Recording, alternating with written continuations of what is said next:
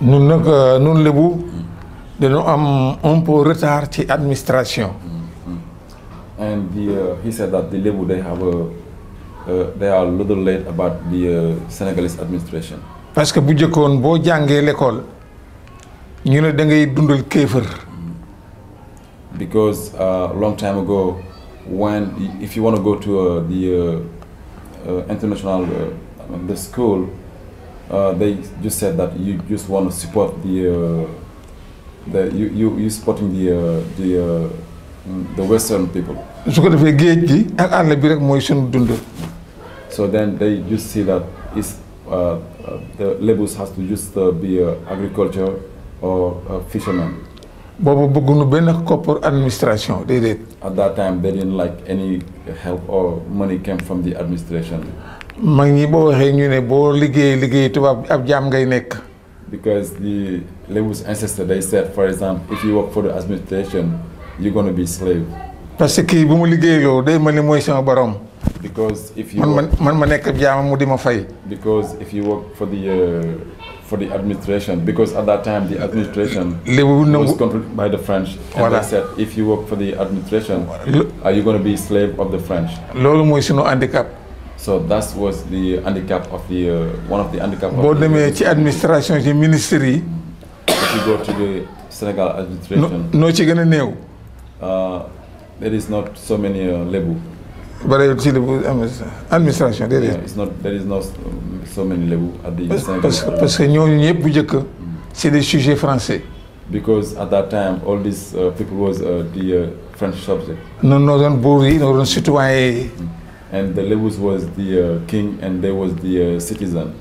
C'est pour cela jàngul suñuy kilifa jàngalu suñuy doom parce que boo liggéeyee tubaab jaam ngay nekk noonu la ñu ko jëppale woon. This is why the Lebus ancestor, I mean his parents, they did not want them to go to comme school. kii sa patron la.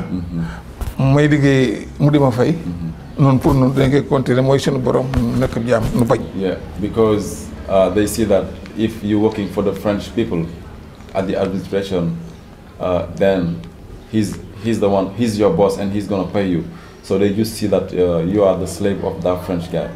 suuf si boo gisee domaine national jël ko suuf si bu ko domaine national jëlee noonu suñuy kilifa dañu daan wax ne suuf warul am carte d'identité parce que dégg bi sama tool fii la jaar fii la yem feex maa ngi dund ku ñëw moo la fii la sama tool yem ñun xamuñu suuf si am d'identité mu andi amuñu titre foncier lu si bari si tool yi mag ñi boo xëy na déedéet suuf su am d'identité ñun xamuñu ko.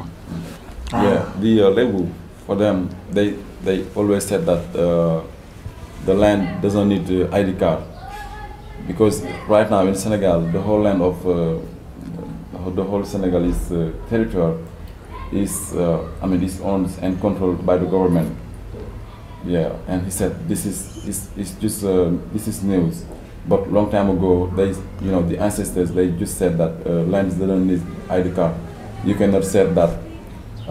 It's the government who's controlling the whole land. su ko defee loolu yëpp dañ ne léegi man révolutionnaire la maa ngi archiver ay archives yoo xam ni pour ëllëg nu récupérer suñu retard incha allah rabbi. And he said all this thing is finished now because he said that he's a revolutionary because has many documentary that. nga ne yaa ngi denc ay documentaire yu bëri yoo. parce que bu njëkkoon ab xale du wax si kanamu mag. gune yi am nañu xam-xam mais mag du ñu wax si kanamu mag ñi li mag ñi wax rek mooy loolu. mais loolu yëpp dañ na man sama bopp nii kii xam na ci dara. maa ngi archivé. yoo xam ne ay retard. bu ëllëgee man duma ko fekk. mais xale yi ñëw ëllëg. dina am lu ñu gis loo xam ne lii na ñëpp a jàngi rek. suñu jàngee retard bi nekk ci gouvernement bi on va rattraper ça inshallah. Because long time ago for the Lebus community, I mean a young person cannot talk when the oldest person are sitting, even if you have an idea or you know lots about what they're talking about, you cannot talk. And so he said that this is one of the things that who make the Lebus community a little late about administration. and he said that he has many documentary that he did, and then maybe on the future he will show it to people so the Lebus young people can learn about that so they can.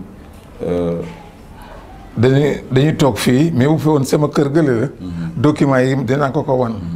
So he said it's because we are here. This is the house of his second wife. nekk dañoo kër gu mag ak kër gu ndaw. Yeah, so this is he has two houses, the big one and the little one. ñaari famille quoi, deux femmes. So he said the whole documentary are at the first house, from his at his first wife house. kon dinaa ko wan ay documents yoo xam ni maa ngi préparé pour ëllëg pour njaboot yi man duma ko fekke mais xale yi ëllëg dañuy jàng ils vont récupérer le retard. And he said Inshallah. He said this documentary that he has in the future, the kids, the new generation gonna use it so they can learn and come back again so they cannot be late about administration. ñu ngi étudier chambre boo xam ne mii ëllëgee kii mooy nekk porte-parole maanaam musée. musée ñu ngi koy préparer ci dëkk bi pour rassembler tout ancien. bu ko boo dañuy def foofu pour interprétation. moom la ñuy bëgg a commencer. man ma nekk. And they have a project. un musée. To have a museum in your village. And Omar Ngalla Gueye will be the conservator of the museum. Inch'Allah ñu ngi ci en préparation. Comme ça li ñu retardé li yëpp on va rattraper. ci histoire. So they because they wanna have the whole things that they lose on the Lebu history. ñi fi nekk léegi ñu ëpp xam-xam suñuy mbokk yi ñuy tollal ci at mais ëllëg xale yi ñuy ëllëg suñu doom yi jàng ñoom ñooy bokk xam-xam bu liggéey dinañu am base ancienneté boo xam ne dañ si mën a taxaw récupérer le passé. Inshallah rabbi. And the actually people who are here at in this generation know more about the Lebu's young people, and this documentary and the museum project that they want to do is just to teach the Lebu's young community more.